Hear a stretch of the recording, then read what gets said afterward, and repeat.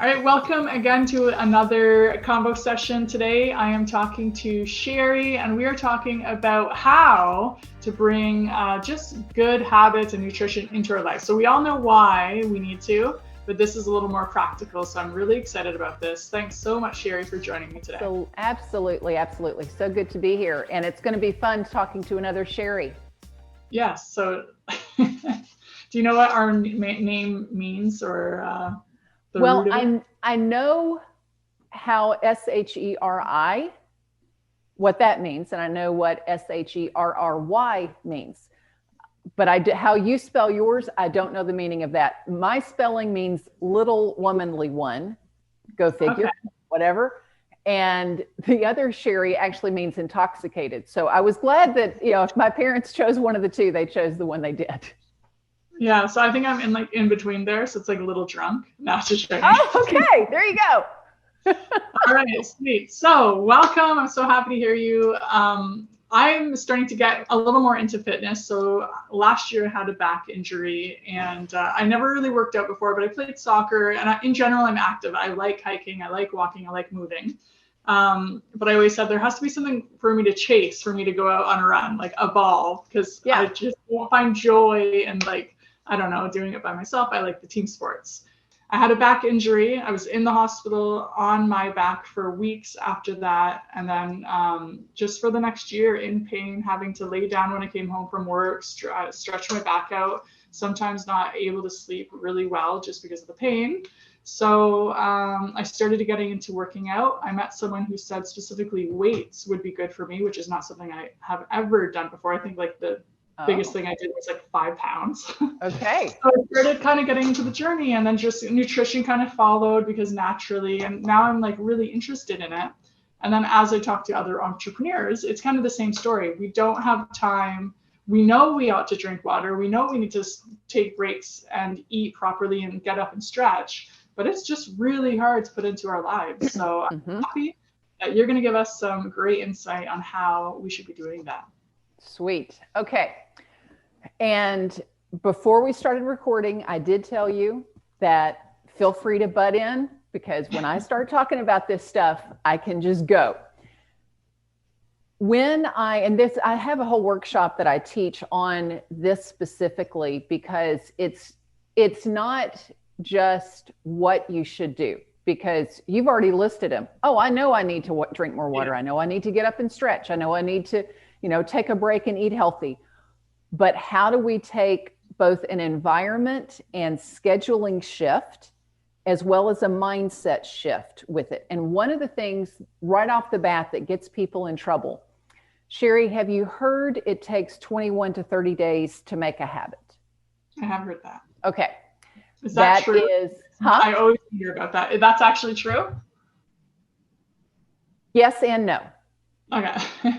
It is not true that it takes 21 to 30 days in the way that we are told. We're told, oh, you want to start eating healthy and, start an exercise program and do all this stuff. And in 21 to 30 days, it's going to be who you are. You're just, doesn't work that way. There is research behind it, but the research was on small habits, such as I'm going to drink a glass of water when I get up in the mornings. One small step. And the 21 to 30 days that was the minimum that was shown. Some subjects were shown that in 21 to 30 days, they made this habit. Well, of course, in media, we catch that. And so we start blasting out to everybody, change your life in 21 days. Not so much. That's so interesting that you say that, because so I've done these 2 12-week fitness, not challenges. I signed up for this 12-week program. And the first 12 weeks, it was hard. I made some small changes. Now I drink sparkling water when I want a Coke or something that's not water. And also I don't drink water, period. So I was able to do these small changes, but the big changes of working out and enjoying it didn't happen until I was into my second 12-week program. Then I actually was even last night, it was oh my gosh, I haven't worked out. We had a holiday Monday, so I didn't work out Monday. I just went for a walk Tuesday, and it was Wednesday night. And I was like, oh, I really want to work out. Whereas in the first 12-week period, I would have been like, it's 8 o'clock at night. I got to start putting my kids to bed and get ready, whatever. Right. Right. So I'm glad you said that, because that honestly, lately I've been saying, like, it can't be 21 days because it took me the 12 weeks until I got into the actual habit of like, okay, I'm doing this. Right, right. And that is, I'm so glad you brought that up. It's such a great example, Sheri, because it takes, research shows us there's this curve where everybody is 100% adherent, compliant into it on day one. Yeah. Okay. Then there is a steep drop off, and the line goes flat at 6 months. So where people get in trouble is they say, okay, I'm going to put all these supports, and I'll give you some supports and tricks and tips, things in place. And they do that for 21 to 30 days. And then it begins to get a little bit easier. Just as you were saying that, all right, I'm into the 3 months, 4 months now, it's starting to get easier. Then it's easy to take those supports away because you think, I've got this. Yeah. So until you hit that 6 month mark, though, don't take the supports away. You want it to be where you've got things in place that are helping you. One more quick thing before I go into some of those supports that will help you is making an identity shift. And you've alluded to this already, of it wasn't those first 12 weeks, those first 3 months, it was more of a struggle. It wasn't necessarily who you were. It was something to check off on your to-do list. Yeah. But after that, you're going, oh my gosh, I've not exercised today. It's more a part of who you are. And that's what I call the identity shift, where you go from Sheri who exercises to Sheri the exerciser. And that shift takes about 5, 6, 7 months, somewhere in there. Oh, wow. Okay. So I'm normal. Yeah, you're absolutely normal. You're absolutely normal. So some of the things to put in place during that initial few months. One is what I call a micro commitment. And it's really fun because this was something that started coming out in the literature in the past probably 10, 15 years. And I've always wanted to go somewhere. I don't know where I'm going to publish this, but somewhere it's like, oh, I had a client teach me this probably 25 years ago now. I was working at a fitness center at the time. A client was in the lobby knitting. And I went up to her and I was like, you know, the workout equipment's over there. What are you doing down here? And she said, she just looked at me so exhausted, Sheri. You've had those days where you're just, ugh. And just with this haggard look on her face, she goes, I'm spent. I've got nothing, but it's my day to be here. So I'm here. And I said, you are onto something. We need to talk. Yeah. And her commitment was not to work out. Her commitment was to have her butt in the building. And that meant one day out of the year, she's going to be so tired that she can't do anything, but it's keeping her in the habit of being there. So let's play with this a little bit. You have begun a fabulous workout program for rehabbing your situation. You're drinking a version of water instead of the sodas. Is there something in a habit that, and for those of you listening, we have not rehearsed any of this, so I don't know if you're even going to have something. Is there something that you're still struggling a little bit to make the habit of, or a new one that you're wanting to make? You know what? I'm actually feeling pretty good about this. Like I said, the first 12 weeks, 3 months, that was brutal. This time it's a lot easier, except it's warmer weather. So I realized, so in May in Canada, like you never quite know. We could have like really cold, snowy almost weather, or we could have like 30 degree, which is, I don't know, like 80 degrees Fahrenheit. And so the first week it was nice. I was outside, like I set up my computer, I was reading outside, everything was outside. And I was like, oh, I better, like, it was more of a, oh shoot, I didn't exercise today because I was outside. Instead of, it's one thing when you're trapped inside and you want to move and you need to move. Yes, yes. So that's my only thing. When the nice weather comes in, I find I struggle a little bit more because I don't want to leave the outside to come inside to work out.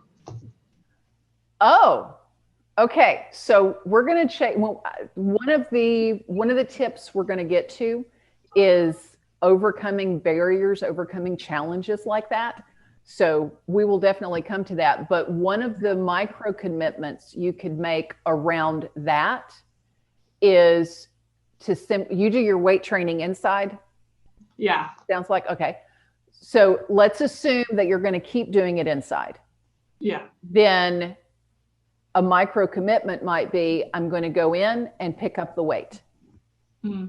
I don't have to lift it. As far as, doing the reps, I don't have to do my full workout, but I'm going to pick them up and put them down, and that's it.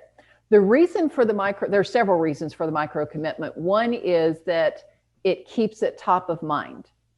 So let's say I'm going to take a completely different example. Let's say somebody is wanting to become a journaler.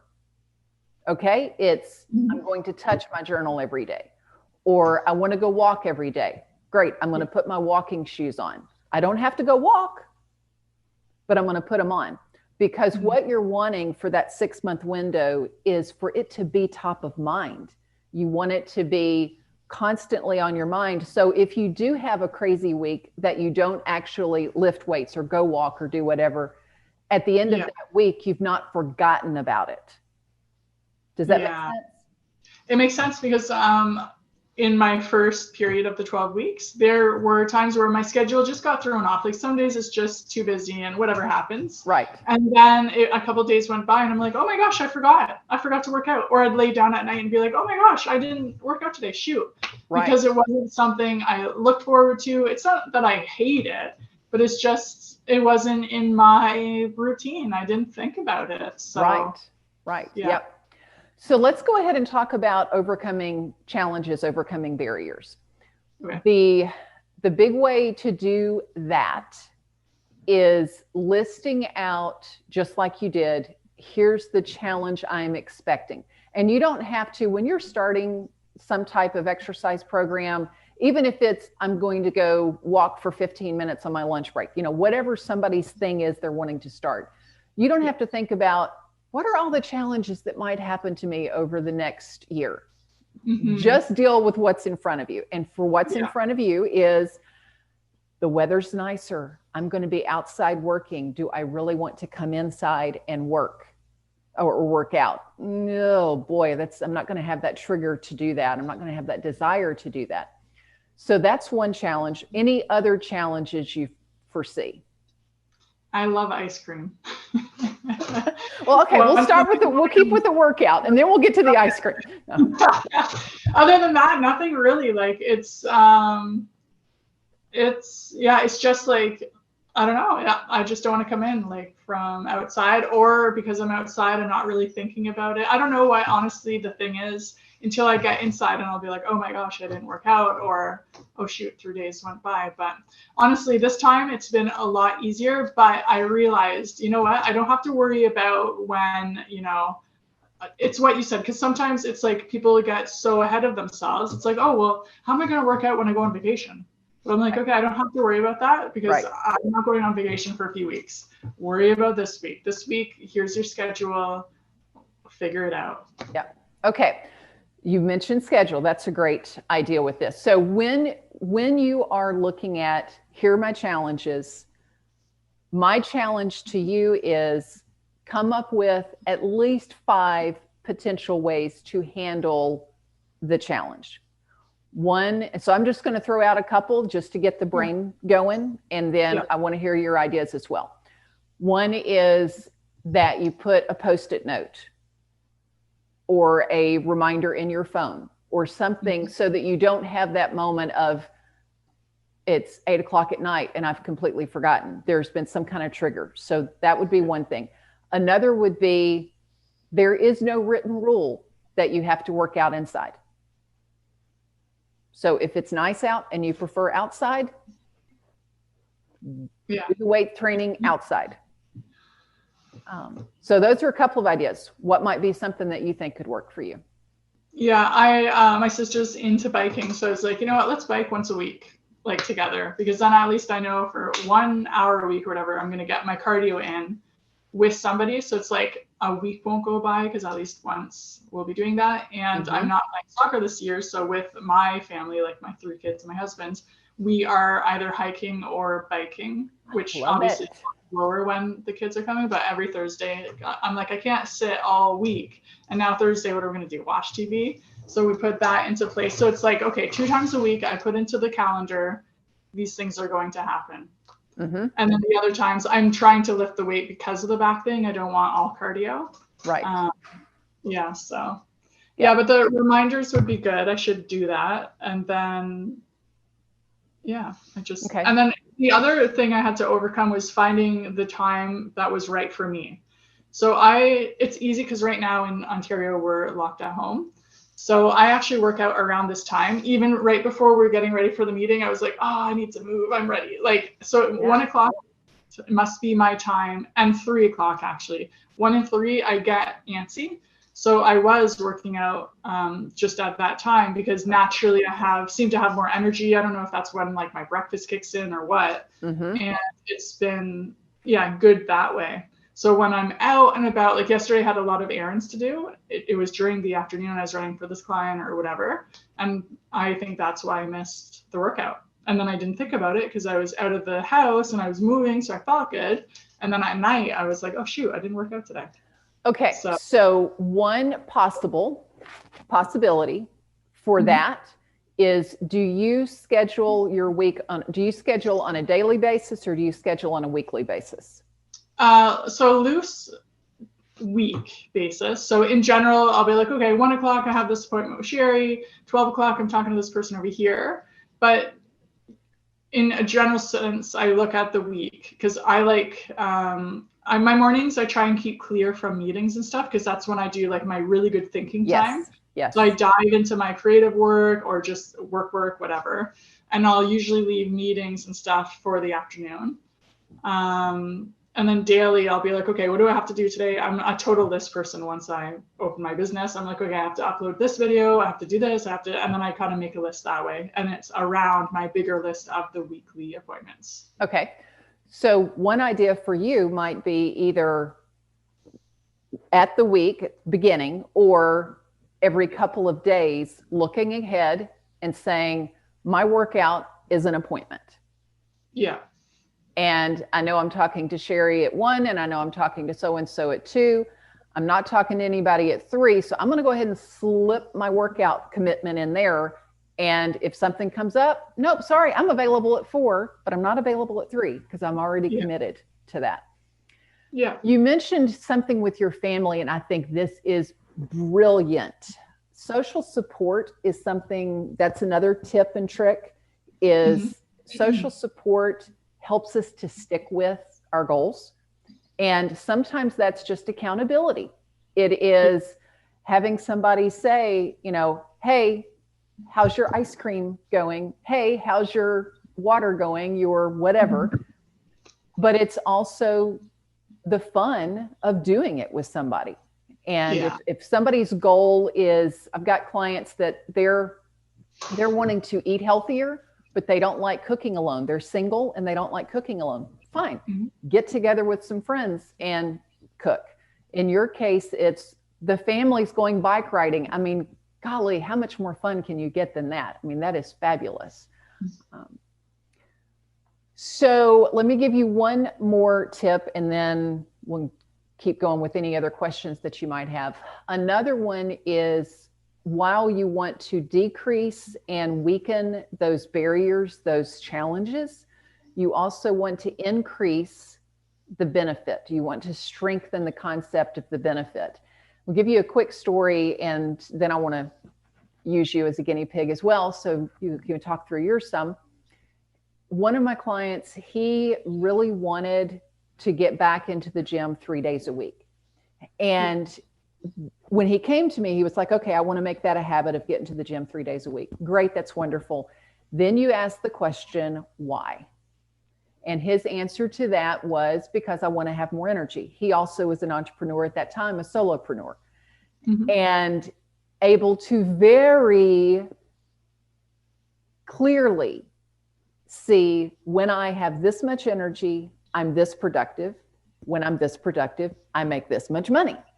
Yeah. So as we went through the whys, it was, I want to have more energy. I want to be more productive. Therefore, I make more money. Great. Why do you want to make more money? And Sheri, this was interesting as we got deeper and deeper into his whys. I won't go through the whole iteration. It was because he wanted to leave a large plot of land with homes already built for his family to have in perpetuity. Now, this was pre-COVID. He didn't know that life might get crazy and they might need to actually use it. But his thought was so that they always have a place in case of emergency, so that his great, great, great, great grandkids would always have a place for vacation and to come together as a family. He wanted to leave a legacy in that form. So then on a Thursday night, when he's tempted at the end of his day to, oh, I'm so tired. Do I really want to go to the gym or not? No, it was, do I really want to leave a legacy for my family or not? So it was a pretty big why for him. So for you, one of the things you want to do with benefits is you want to list as many benefits as you can think of. That's one way to strengthen them. And then any that just jump out at you, those are the ones you start asking why. So let's take one. Is there one benefit to keeping your back strong and keeping your heart healthy? Why is that a benefit to you? Just in general, I don't like to be in pain. That's a big one. That's one that will remind me and get me downstairs. Yes. But mainly I really want, so when we had kids, we had these big, like we kind of live, my husband and I, not an adventurous life. Like we have our jobs and our work and we're normal. But we've always had, like, when we go on vacation, we don't want to lay down on the beach in the Caribbean. We want to hike the mountains in California and, you know, go to the Alps and stuff like that. Yes. Nothing insane, but I do need to be in shape for that. And then we've always kind of wanted, like, when our kids were like 20 and there's going to be no complaining and they're not going to be like tired or hungry. And we're just going to have these family adventures. And then when the back thing happened, that's the part that bothered me the most, was like this future loss of, oh my gosh, no, I can't be in pain for the rest of my life. I have to get over this because we have these big plans to travel and to climb and to be active. And my husband's very active. So it just makes it that much easier. Yeah. So that is my giant why. So my fitness instructor, she said the first 12 weeks, we didn't do this. The second 12 weeks, she said, everyone make a vision board, which I have heard about. And I'm like, I know my whys, but I'm like, you know, I'm going to do it and just do what she says. And part of that was I had some people like climbing a mountain and stuff. And there's been a couple times where I'm like, that why drove me, even though I was tired or kind of lazy, downstairs, because I was like, no, man, this is for future Sheri. Like, yes. Go. So yeah, those deeper whys. Whereas the first 12 weeks, it was a little more, it was just like, well, it was just a shock to the system to work out and like watch what I'm eating, because I never really have done that before. But yeah, so the deeper whys, like I do find that those are the driving. It's not like, because losing weight, losing 5 pounds, that will never get me off the couch, because I don't care at the end of the day. Yeah. But those deep whys, I'm like, wow, they're actually very motivating, because I need to work to get to that place. Yeah. So. It's for you, it is the fulfillment of experience as well as the memories with family. Those sound like you're two really driving what's going to get you off the sofa or what's going to get you to come inside if you're outside. Yeah. Beautiful. Beautiful. Mm-hmm. Beautiful. So there are a ton more. We could talk forever on this, but has there been any specific questions that have popped up in your head as we've talked through this? Yeah, so I'm kind of an all-in person in general. So now that I'm like ready to work out and actually loving it, this week with me not working out for those 2 days was actually an anomaly since I started. I literally could work out every day because I actually enjoy it and I like getting stronger and seeing the difference and all that kind of stuff. Yes. What I wondered on the flip side was I know rest is important when it comes to like healing your body, healing your muscles and stuff like that. And when I read things and look at things, I'm seeing people are like, okay, rest day is Sunday. And if there's a day I'm not going to do anything, it's going to be a Sunday. And then it's like Monday, Tuesday, Wednesday, rest day, Thursday, Friday, Saturday. And I'm like, oh, should I be resting instead of being like, wow, I'm working out every single day this week and sometimes twice a day because I can do my weights and then go for like a bike ride or a hike. Mm-hmm. So how important is rest when it comes to working out too? Okay. Rest is critical. This is a visual for you. Let's pretend that these are your muscle fibers. Yeah. Whenever you train, if you are training hard enough that you get a little soreness, what's happening, which is good, that's totally good, that's what's supposed to happen. Those muscle fibers get slight microscopic tears. You're not ripping the muscle. It's fine. It's healthy. It's normal. You get these microscopic tears. Depending on how intensely you have worked and depending on how healthy that you're eating in between, it's going to take, we normally say 48 hours, 36, 72 hours, somewhere in there for them to heal back and heal back stronger. So yes, if I do a chest and back workout on a Monday, Wednesday really is the soonest that I would want to hit that again. But there's no reason I can't do chest and back workout on Monday, a leg workout on Tuesday, Thursday do some sprint work. Also your cardio, you can do every day. Stretching, you can do multiple times a day. These are just general rules depending on what your specific goal and type of workout is. But in general, yes, that rest is critical to do that. But exactly how that looks is depending on your workout. Okay. And then the other thing I wondered, so the other thing with this working out was Mary, that's her name. She looked at what I ate in a day and she was like, that's horrific. You need to change everything here. So she's like, you need way more protein than you eat. Anyway, so now I'm like incorporating protein. So for instance, today for breakfast, I had like a Greek yogurt with hemp hearts, almonds, and then some cereal like grains and strawberries. So I'm trying to add these proteins. So now when I do my arm exercises, there's been a couple of days where the next day and the day after I was sore and I felt it. But for the most part, I'm working out and I'm like, oh, come on, get that last one. And it hurts in the moment. But the next day it doesn't hurt. So I'm like, am I working hard enough or should I? Because in the moment it's hard. But then the next day I don't feel that workout pain that people talk about. Okay. So I'm like, is it because now I'm eating protein? So I don't really get that. It could be that you are healing faster because you're getting enough protein. That could be it. If your water intake has gone up, that could be it because it's flushing out any of the lactic, helping to flush out lactic acid. Another part is because you're doing cardio. The cardio is helping to flush, and the lactic acid, just so you know, that's one of the things that makes the muscles sore. The cardio can be helping to flush some of that out. And just simply the fact that your body is now accustomed to this. If you were to tomorrow take your weight up by 30 or 40%, you'd be sore the next day. Okay, yeah. So your body just may be accustomed, and it may be time, if it's been a couple months since you have experienced that delayed soreness, it may be time to bump up the intensity of your workout. Your muscles may be ready for that. Even if in the moment I'm struggling. Like, because last night I did an arm workout and I was like, and it hurt after, but when I woke up today, nothing. Okay. So I don't know. Anyway, so I was trying to Google that and I could not figure that one out. Yeah. So I was All like, right. So when you're doing the exercise, is it, we'll just say bicep curls. Is it the same weight that you have been doing for quite a while? No, I was doing 8 pounds on each hand, and now I'm doing 10 on each hand. But if I do 15, it's just like I can't even do 5. Okay.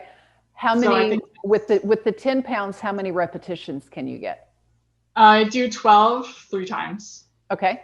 And on the first set, is it fatiguing, or is it by the end of the third set that you're like, oh my gosh, I couldn't get another one? That is a hard question. In the first set, I don't think I'm that bothered. Good. But it's hard to say because I do like 3 sets of bicep things. So yeah, like last night I did the ones that you hold it like this. Hammer curls. And then your regular ones. Yeah. And then I did some other bicep things. So it was 3, 3, and 3. So yeah, by the third set, I was like, okay, counting it down like, whew, should I quit? No, just hit the 12. Come on, you got 3 more. Yeah. So, How do you give in between? How long of a rest do you give in between each set? I take a drink of water. And that's it? Yeah, because time is more important than resting. Is that right? I don't know. Okay, we may have just hit, and I'm so glad you're bringing this up, because this is an example of when people hit those challenges and barriers of, well, this is not working or this is not working. Well, there could be a whole lot of different reasons. I think we may have hit yours, and that is right now you are working more on muscular endurance than muscular strength. And we tend not to get sore from muscular endurance exercises. We tend to get sore from muscular strength. So here's what I would challenge you to do. You want to be more effective and efficient in your time, right? Yeah. All right.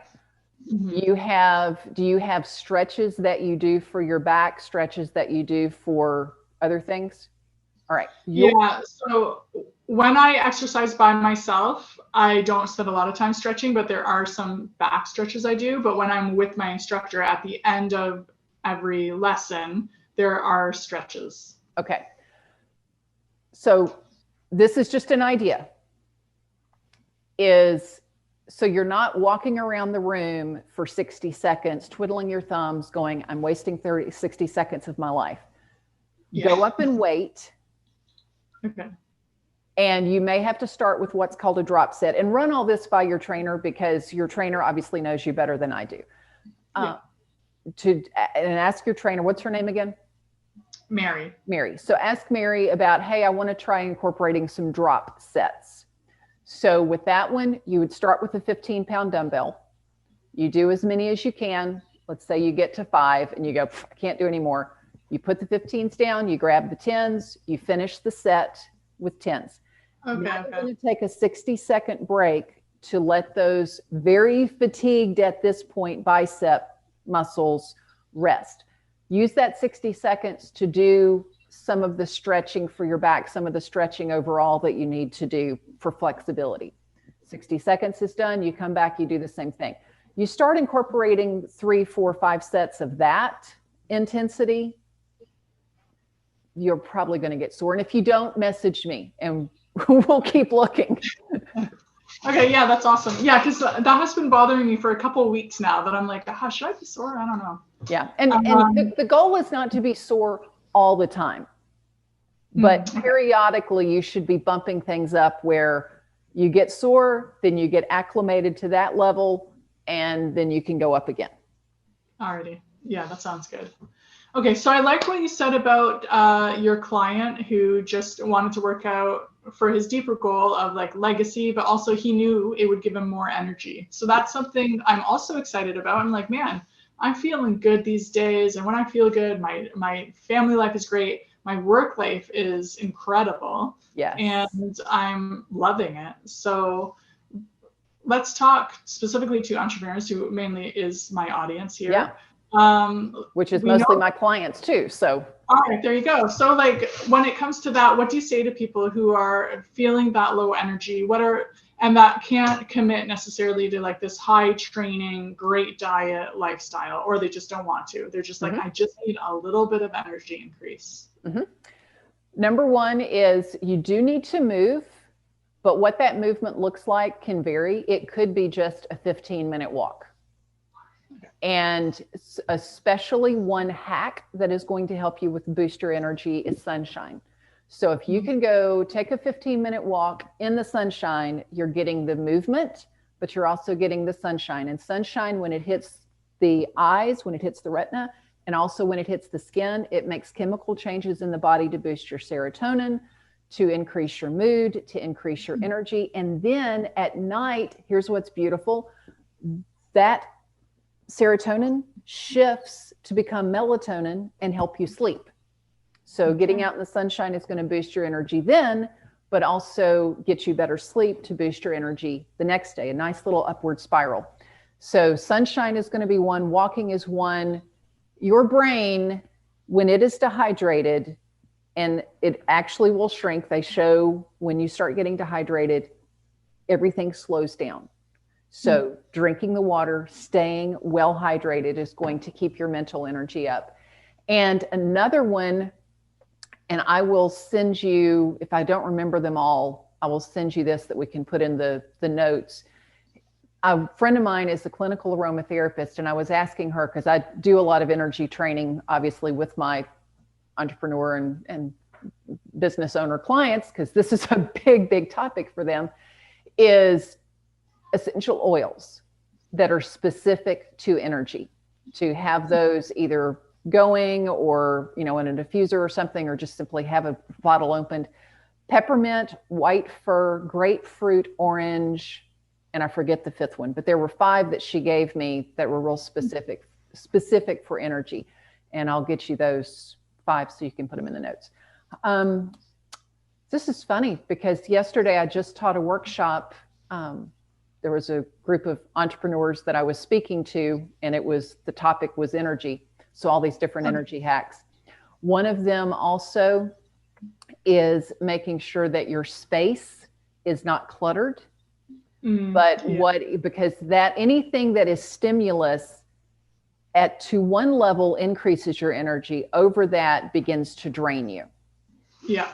So if you go into either sound, and I'll give you 2 websites that are really great for that. So either sound or the visual stimulus, you want that to be at the level that increases your energy but doesn't drain you.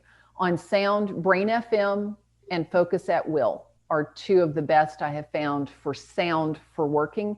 I really love Focus at Will because you take a little test and it tells you what type of their music is best for you to work to, because everybody's brain is different.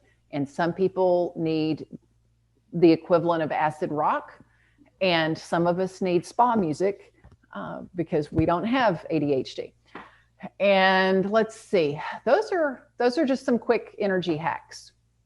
Yeah, that's awesome, because mainly the concern in general is always like, oh, I just don't have enough energy. Like, I'm needing the coffee at 3 p.m.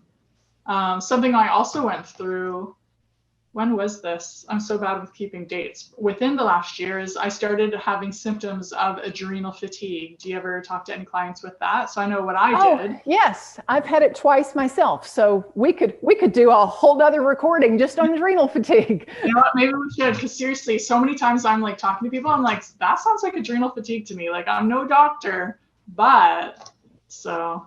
Mm-hmm. Do you want to just give us hints, and then maybe we can eventually do that? Yeah. Basics of adrenal fatigue is rest, watch the high intensity exercise. A lot of people who get into that think that, oh, well, exercise is supposed to give me energy. Well, yes, going for a walk in a park will, but high intensity exercise taxes the adrenals. And so you've got to have that extra rest. There is a special diet. Hold on, I'm going to grab this book. Okay.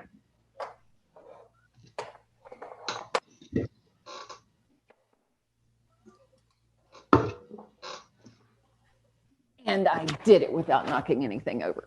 Okay, so when I was going through adrenal fatigue the first time, I came across Dr. Schwarbian, the Schwarbian Principle 2. Have you seen these?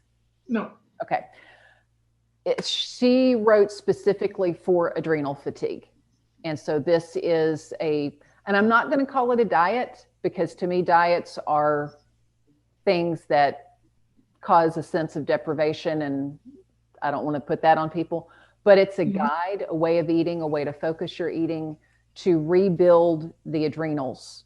And so rest, proper eating, gentle movement, those are the three best quick fixes. Well, they're not quick fixes, quick answers. Yeah. Interesting. Yeah, I talked to my naturopath, and he put me on something that I had to take in the morning. And then at night, it wasn't melatonin. What's the other thing that kind of helps you sleep? That's a natural supplement. Oh, there's several. There's valerian, there's skullcap, passion flower. I can't remember. It wasn't that. Anyway. Okay. So I did that in the evenings, because I was waking up every day at like 4 or 2 or whatever it was. And then, just watching my diet and kind of taking it easy, and just like, okay, why am I stressed? What am I stressed about? Do I have to write a list before bed? So I'm not like lying there being like, oh, I better make sure I do this tomorrow. So it was tricky. But I already knew about it because I had some close people in my life that went through it. So I was able to recognize the signs. I had a friend that went through it, and it took like 1.5 years for her to fully recover. And I was just like, oh, awful. Yeah, because, and the more I meet people, the more I'm like, man, this is really underrated. Like, no one's talking about this, and it's something we need to talk about, especially coming off, or like we're still in the midst of this pandemic where everyone's stress levels are just that much higher than normal. Right. So, right. All right. Any last words to anybody? What do you think? What are just things we can do to help ourselves? The best thing you can do to help yourself is get with a certified health coach or certified trainer. So obviously I'm available. You have a trainer that you work with.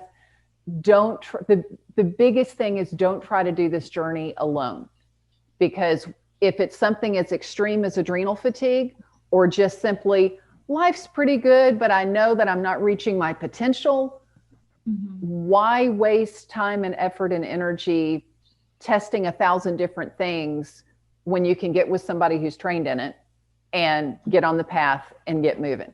So feel free to reach out to me, reach out to somebody in your area. If you want to work, I work virtually, but if somebody wants to be physically with somebody, get with somebody. Don't try to do this on your own. That's my biggest tip. Yeah, I love that. That's so true, because just in general in life, like when people are talking, oh, I think I might need this vitamin, I'm like, talk to somebody who knows how they interact. Yes. And even with me, I called my naturopath, hey, I'm waking up, I think it's adrenal fatigue. I bought a supplement, and I did what the bottle told me, take it like in the morning and in the evening. And then all of a sudden I was waking up at like midnight. And finally I went into him. I'm like, I feel like I'm going to die. Like I've been awake for what feels like months. And he's like, oh, you can't take that at night. You have to take that 2 times before 11 a.m. And I was like, oh my gosh, this is exactly why I tell people. And I didn't take my own advice. I just was doing my own thing, popping with all these supplements and vitamins, and it ended up hurting me.